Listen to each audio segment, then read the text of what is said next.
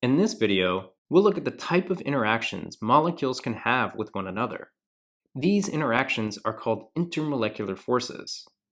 It's important to understand how and why these interactions occur. These intermolecular forces cause very clear differences in physical properties, such as boiling point and volatility.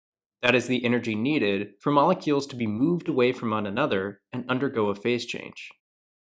Or solubility and conductivity, how molecules can dissolve and be dissolved. Or viscosity, a measure of how liquids flow. Think, for example, the difference between pouring water and pouring syrup. We've learned to describe the nature of the bonding holding the atoms of a particular substance together, but the nature of bonding also affects intermolecular forces.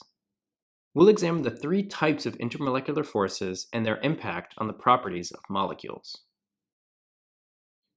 Covalent molecules range from purely nonpolar, as with the diatomic elements, where both elements are the same and therefore have the same electronegativity, to extremely polar, as in the case of water, where electrons are shared unfairly across the molecule, creating an overall dipole. Examining the boiling points of covalent molecules reveals that properties can vary widely, even in molecules with similar structures and molecular weights. Much of this variation is explained through the difference between intra and intermolecular forces. Intramolecular forces are the strong covalent bonds that hold a molecule together, while intermolecular forces are much weaker interactions between molecules resulting from the attractions of molecular dipoles. These interactions are weak, but the effects are significant. There are three types of intermolecular forces. The first, called London dispersion forces, can be found in any atom or molecule, no matter their polarity. As the electrons of an atom or molecule move throughout the electron cloud, the density of the electrons can be irregular. The constant movement of electrons create temporary dipoles, where the area with an increased electron density temporarily becomes partially negative, and the area with a decreased electron density temporarily becomes partially positive. Any temporary or permanent dipole can cause momentary attraction between molecules or atoms. We can see the situation where two atoms or molecules would feel no attractive or repulsive forces, as their electrons are evenly distributed, causing no partial charges. Or the situation where atoms or molecules feel attractive forces when their opposite partial charges appear next to each other at the same time. And finally, the situation where atoms or molecules feel repulsive forces, as they face each other with the same partial charges. London dispersion forces are similar to traffic on a highway, where more vehicles on the road can create traffic jams, with groups of cars bunched up near one another. Like cars on a highway, as an atom or molecule increases in size, the number of electrons present in its electron cloud also increases, allowing for larger shifts of electron density and therefore the creation of larger dipoles. All molecules, and even larger atoms, are polarizable, meaning they can create instantaneous dipoles. But larger molecules with more electrons are more polarizable and experience stronger London dispersion forces. We can see this in looking at the boiling point data for diatomic halogens. For example, we see that bromine and iodine have the highest mass and also the most electrons. These two diatomic elements have the highest melting and boiling points, and exist as a liquid and solid respectively at standard ambient temperatures and pressures.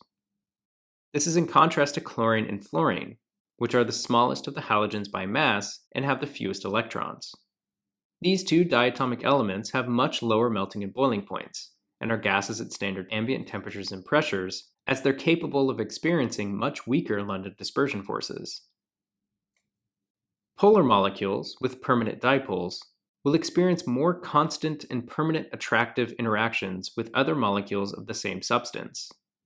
The stronger the dipole, or the greater the molecular polarity, the greater the intermolecular forces, and the variation in physical properties from other molecules.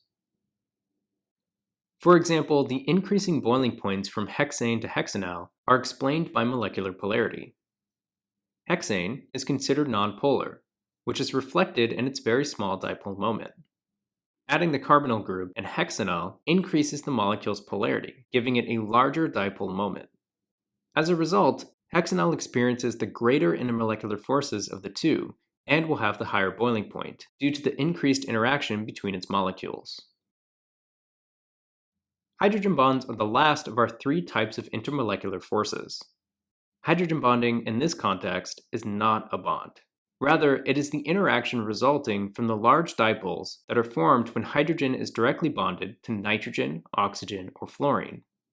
These three elements are highly electronegative in comparison to hydrogen, and will create very polar bonds with large dipoles when bonded directly to hydrogen.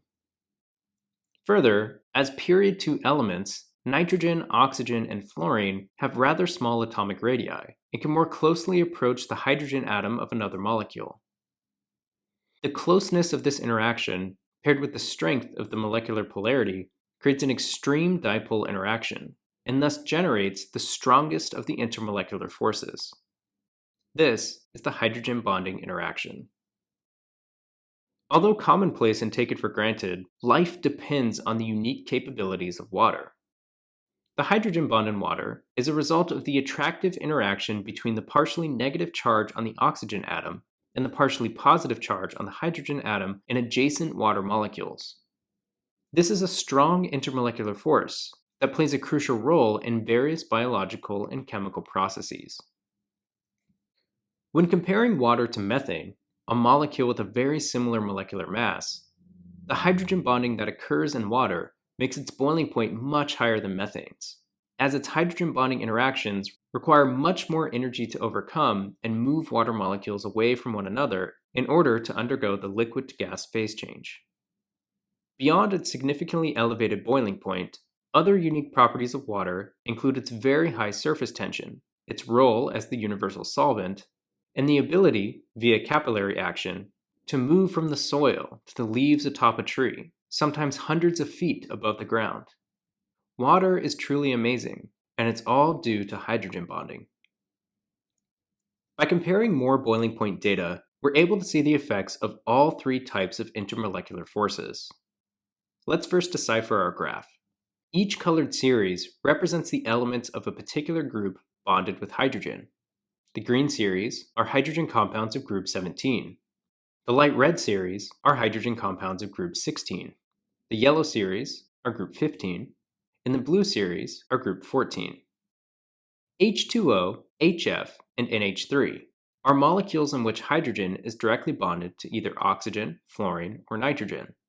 These molecules will therefore exhibit hydrogen bonding and have very strong molecular interactions.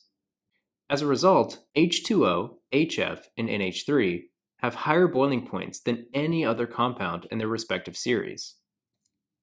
With regard to the first molecule in group 14, note that although CH4 contains hydrogen, it does not have hydrogen bonding, and is considered nonpolar with no dipole-dipole interactions.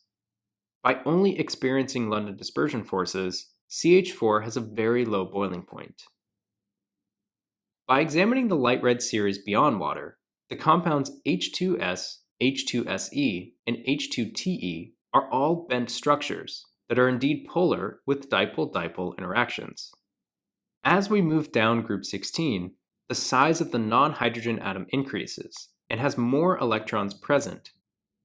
The slowly increasing boiling point from H2S to H2TE is due to increasing London dispersion forces. The larger molecule of H2TE is more polarizable and has a greater tendency to develop an instantaneous dipole than H2S. Finally, we could see the effect of dipole-dipole interactions by looking at the hydrogen compounds across period 3. We have H2S, HCl, PH3, and SiH4. No hydrogen bonding is present in any of these compounds, but H2S, HCl, and PH3 are all polar molecules that are capable of dipole-dipole interactions. SiH4, however, is nonpolar and is only capable of experiencing London dispersion forces. Due to their stronger intermolecular forces, H2S, HCl, and PH3 have greater boiling points than SiH4. In summary, intermolecular forces, known commonly as IMFs, are interactions between the molecules of a substance and are much weaker than the covalent bonds that hold a molecule together. London dispersion forces are the weakest of the three IMFs, although it's important to note that dispersion forces can become significant in large atoms or molecules with many electrons. All atoms and molecules are capable of London dispersion forces. Dipole-dipole interactions are stronger than London dispersion forces, and in addition to dispersion, exist in polar molecules because of their permanent dipoles. Finally, hydrogen bonding is the strongest of the three intermolecular forces. Thought of as an extreme dipole interaction, any molecule with hydrogen bonding is capable of all three types of intermolecular forces. Although we focused largely on the effect of intermolecular forces on the boiling points of similar molecules, in reality, intermolecular forces help to explain differences in many physical properties and help make life as we know it possible.